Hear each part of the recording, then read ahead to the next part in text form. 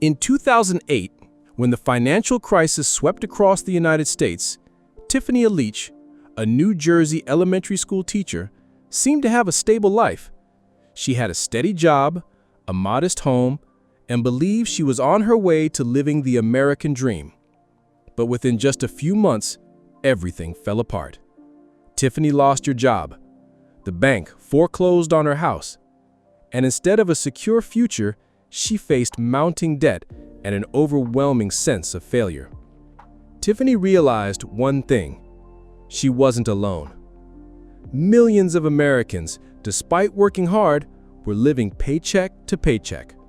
One unexpected medical bill, a few swipes of a credit card, or the loss of a job could push an entire family into a spiral of debt. The problem wasn't that they weren't trying hard enough. It was that no one had ever truly taught them how to manage money. In her darkest days, Tiffany started from scratch, learning how to budget, get out of debt, build an emergency fund, and invest for the future. Step by step, she rebuilt her life and eventually began sharing her journey to help millions of others do the same. From that painful personal experience, Tiffany wrote Get Good with Money. In it, she lays out 10 essential building blocks to achieve what she calls financial wholeness. This isn't about getting rich overnight.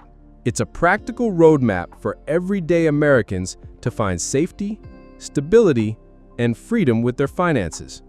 And in this video, we're going to explore those 10 steps, from budgeting, debt, and credit to investing, insurance, and mindset.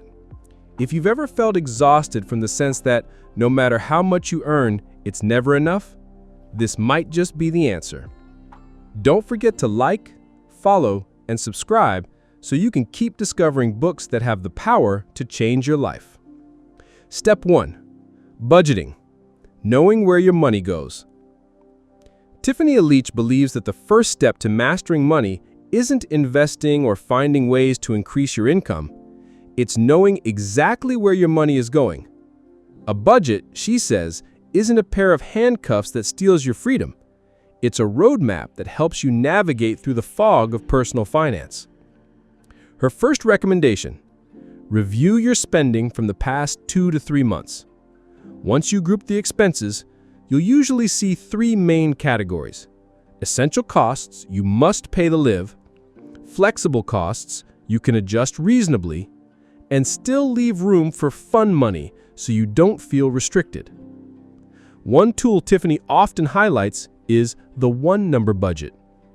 Instead of juggling dozens of categories, you only track the single amount you're allowed to spend freely each week. Every bill and saviors contribution is automatically taken out as soon as your paycheck hits. Whatever remains is what you can spend. This way, you don't have to stress about recording every dollar, but you still maintain full control.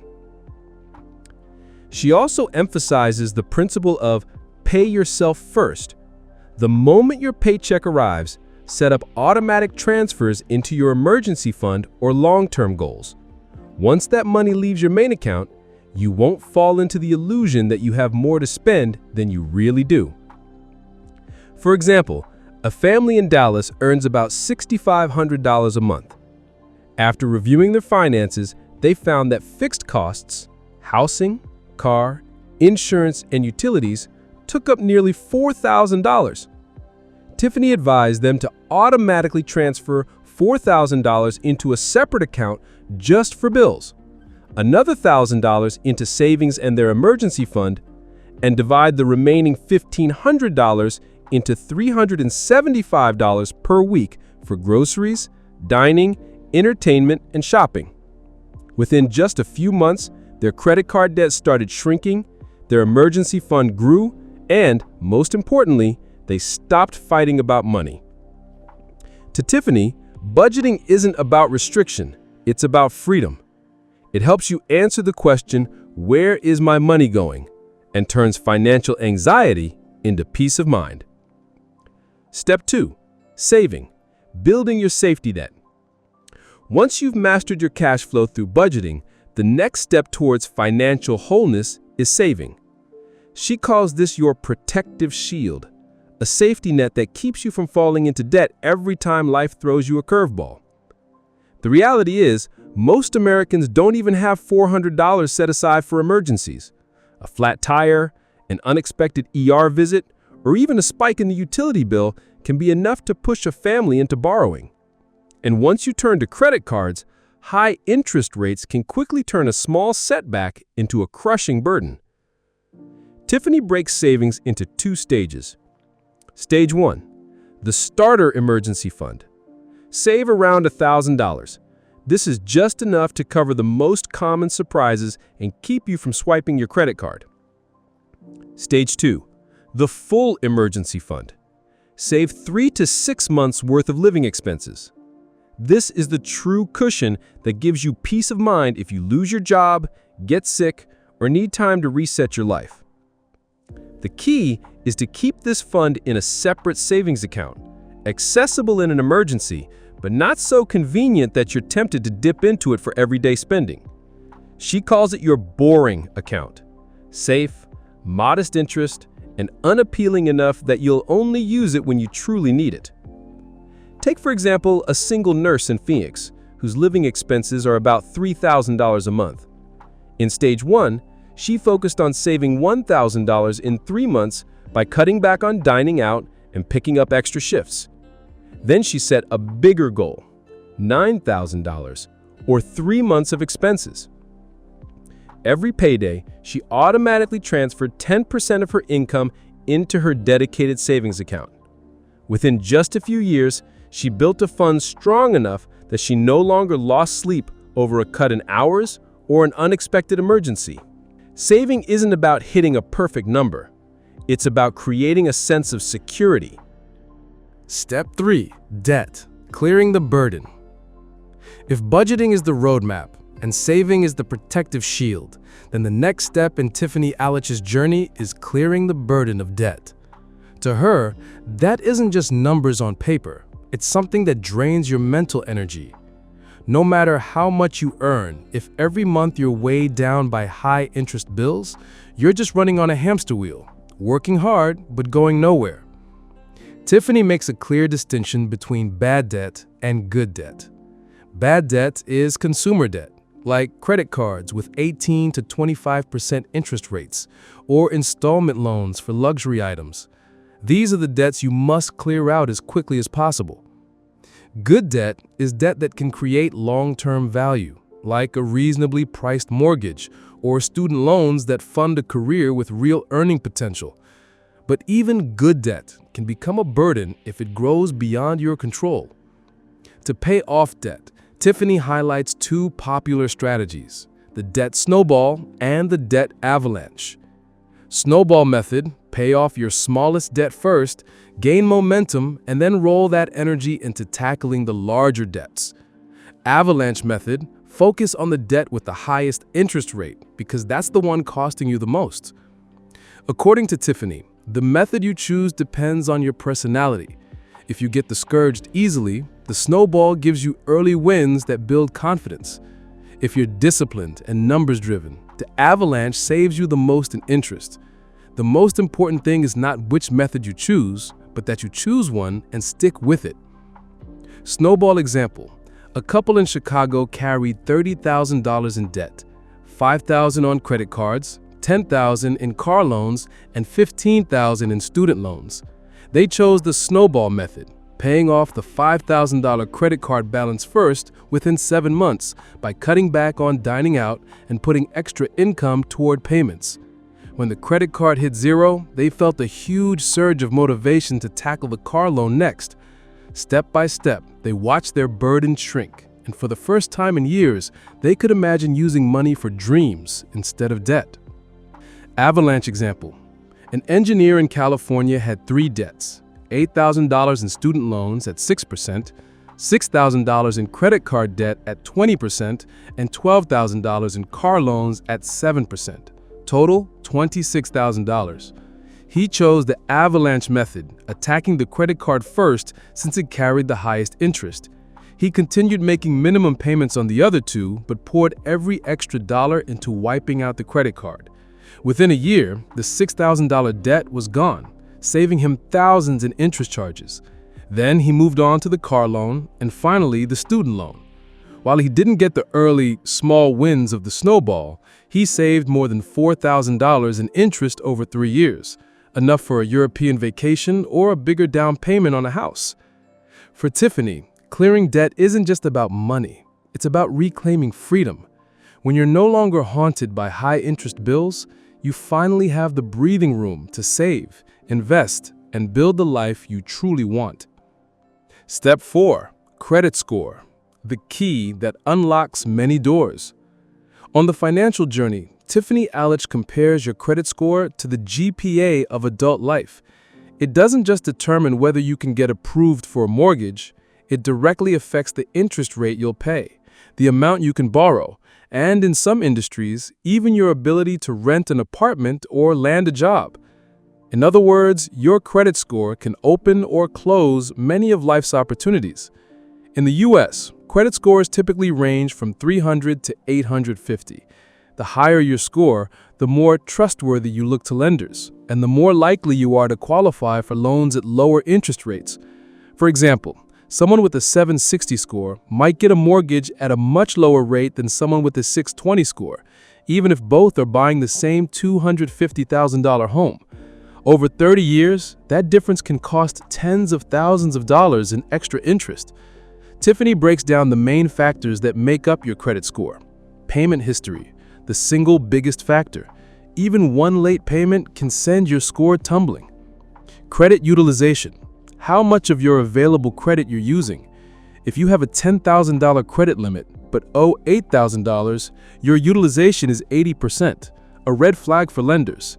Ideally, keep it below 30%. Length of credit history. The longer you've responsibly held credit, the better. Credit mix. A variety of accounts. Credit cards, student loans, car loans can help. New credit inquiries. Opening too many accounts in a short time can hurt your score. Here's a real example. A young office worker in New Jersey had a credit score of just 580, mostly because of frequent late payments on her credit cards. When she applied Tiffany's strategies, setting up automatic payments, paying more than the minimum, and gradually lowering her credit utilization from 80% to 25%, her score climbed above 700 in just 2 years. The impact was huge. When she went to finance a car, instead of paying 9% interest, she qualified for 4%. That one change saved her nearly $5,000 over the life of the loan. A credit score isn't something to brag about. It's a tool to save you thousands of dollars over your lifetime. Tiffany's advice: treat your credit score like a financial passport. The cleaner and stronger it is, the easier it becomes to step through the doors that truly matter, from buying a home, to funding a business, to investing in your future. Step 5. Insurance. Protecting yourself and your family. When it comes to building lasting financial stability, Tiffany Aliche always stresses this truth. The money you earn and save won't matter if one unexpected event wipes it all away. That's why insurance is a key step in the journey to financial wholeness. It's not a wasteful expense. It's financial armor that keeps you and your family standing when life throws rocks. In the US, a single trip to the ER can cost tens of thousands of dollars. One surgery or a series of medical bills can push even middle-class families straight into bankruptcy, no matter how hard they've been saving. Tiffany points out that most personal bankruptcies aren't caused by reckless spending, but by massive medical expenses that insurance could have covered. She highlights 4 types of insurance as foundational. Health insurance, the top priority, since no one can control health risks. Life insurance, essential if you have dependents, young children, a non-working spouse, or aging parents. It ensures that if something happens to you, your family can still stand on solid ground. Disability insurance, because the risk of losing your income due to illness or injury is actually far greater than the risk of dying young. And property insurance, to protect your home, car, or other major assets from being wiped out in a single event.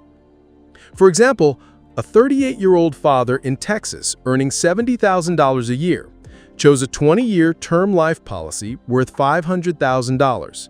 The premium was just $30 a month, less than a dinner out. But if something were to happen to him, his family would have $500,000 to pay off the mortgage, maintain their lifestyle, and cover the kids' education.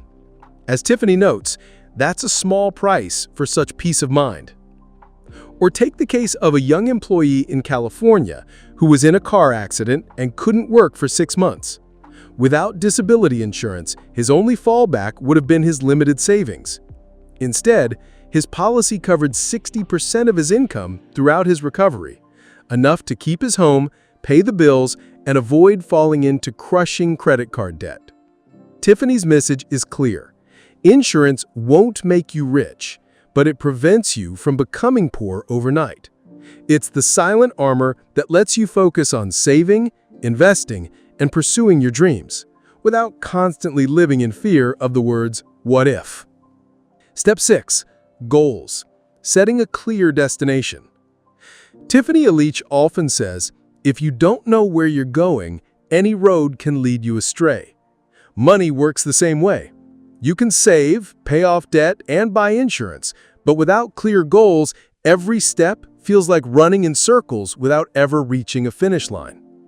Setting financial goals is about turning vague dreams into concrete plans. Tiffany suggests breaking them into 3 time frames. Short term, 1 to 3 years, for example, saving $10,000 for an emergency fund, putting money aside for a wedding, or paying off a credit card balance. These near-term wins keep you motivated by showing quick results. Medium term, 3 to 10 years, buying a home, investing in your career, or saving for your kids' college. These require tighter planning and more discipline. Long term, 10+ years, retirement savings, financial independence, or building a family business. These big visions demand patience and a long-term investment strategy. One example Tiffany often shares is the dream of homeownership. If you want to buy a $300,000 house, the immediate goal isn't how do I get $300,000, it's saving the down payment of 10 to 20%. Let's say you aim for 15%, or about $45,000. Spread that over 5 years, and it becomes $9,000 a year, or $750 a month. Suddenly, the dream doesn't feel so far away. It becomes a measurable, actionable plan. Or take a single mother in Florida who set a goal to pay off $20,000 within 3 years. She broke it down into $550 per month. Seeing that number, she rearranged her schedule and picked up a weekend side job. After 36 months, she was debt-free and had built ironclad money habits along the way. The key, Tiffany emphasizes, is that goals must be specific, measurable, and emotionally meaningful. Saving for someday is never as powerful as saving to send my child to college or to retire at 55 and travel across America in an RV. Money is just a tool. With goals, you finally know how to use that tool to build the life you want. And whenever you feel discouraged, remember this: every dollar you set aside today is a brick in the foundation of tomorrow's dream. Step 7. Investing. Making money work for you. After saving, paying off debt, and protecting yourself with insurance, Tiffany Aliche introduces a pivotal step: investing. This is where you shift from working for money to having money work for you. The key point Tiffany emphasizes is this: investing isn't a privilege reserved for the wealthy. It's a tool anyone can use to build long-term wealth. Even if you only have $50 or $100 left over each month, that small amount can become the seed of financial growth thanks to the power of compound interest. Imagine investing $200 a month into a stock index fund with an average annual return of around 7%. After 20 years, your $48,000 contribution could nearly double into about $100,000. Leave it for 30 years, and it may grow to over $230,000. That's the magic of time and compounding, what Warren Buffett famously calls the investor's best friend. Tiffany also stresses an important principle: Don't invest in what you don't understand. Many Americans have rushed into bubbles, like the housing crash of 2008, or speculative cryptocurrencies without knowing the risks, only to lose everything. Instead, she advises starting with simple, transparent options: index funds, retirement accounts like a 401k or IRA, and ETFs. These tools aren't flashy, but they're steady, low cost, and easy to track. Consider a real example. A teacher in New Jersey set aside 10% of her salary every month into her 401k. At first, she thought the small contributions barely mattered. But after 25 years, her retirement account had grown past $400,000, enough to retire comfortably without relying on her children or worrying too much about Social Security. The important thing is to treat investing as a habit, like brushing your teeth or exercising. You don't need to time the market or chase hot stocks to become wealthy overnight. Instead, let discipline and time do the heavy lifting for you. As Tiffany reminds us, you don't need to be a financial genius. You just need patience, consistency, and faith in the process. Because once your money works tirelessly on your behalf, every financial dream, from early retirement to buying your dream home, suddenly feels within reach. Step 8. Retirement. Building your future. In the journey to financial wholeness, Tiffany Aliche reminds us of one undeniable truth. The day you stop working will come, whether you're ready or not. Retirement isn't just another stage of life. It's the ultimate test of how wisely you've managed your money. Most Americans rely heavily on Social Security, but Tiffany warns it's rarely enough for a comfortable retirement. On average, Social Security pays about $1,800 per month. With rising housing, healthcare, and living costs, that amount barely covers the basics. That's why, if you want peace of mind in retirement, you need to build your own financial cushion alongside it. Tiffany highlights 3 key retirement channels. 401k. Offered by many U.S. employers, this plan is powerful because of the company match.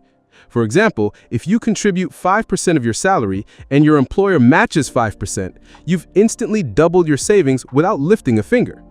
Tiffany calls this free money on the table, something you should never walk away from. IRA, individual retirement account. There are 2 main types.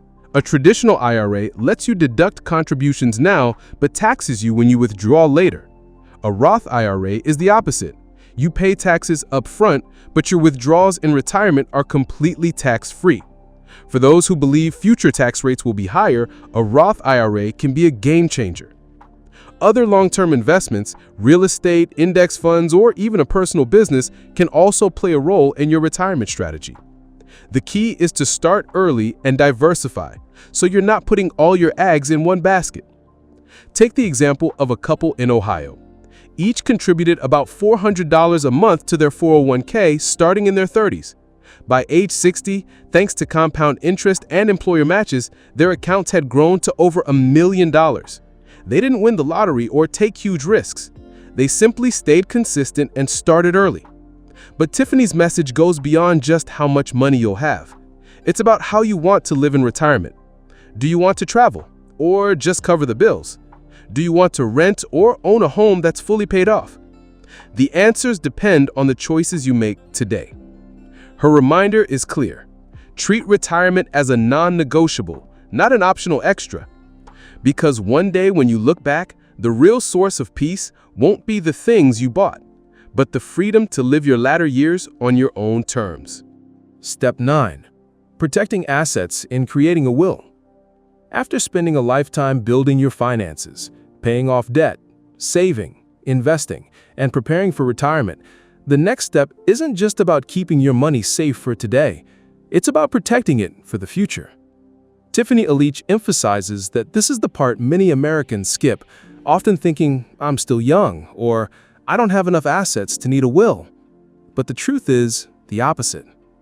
Protecting your assets starts with the basics: carrying the right insurance, avoiding debt beyond your means, and keeping your financial accounts organized. But the most important step is creating a will, and if possible, setting up a trust. A clear will doesn't just outline who inherits your assets, It prevents costly, drawn-out legal battles. For example, many American families end up fighting over a single house because the deceased left no instructions. Tiffany calls this the double burden, grieving a loved one while battling over money. A trust takes things a step further. It allows you to pass assets to your heirs without going through probate, the slow and expensive court process.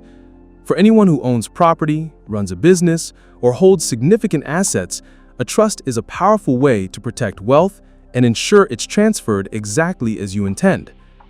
Tiffany shares the story of a nurse in Georgia, a single mother raising 2 young children. She wasn't wealthy, but she carefully created a will and named a legal guardian. When she passed away unexpectedly at age 45, her family avoided conflict.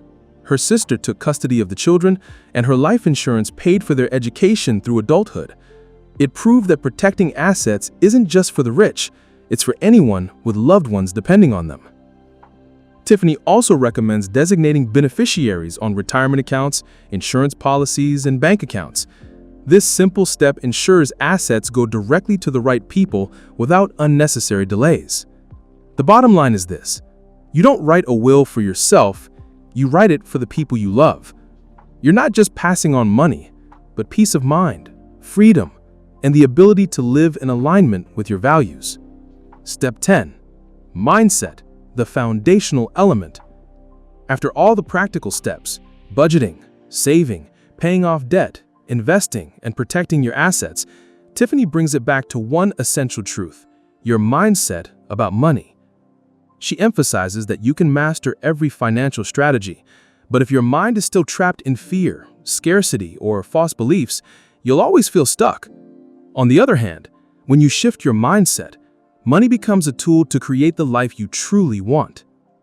Tiffany herself once faced crushing debt, lost her home, and hit rock bottom.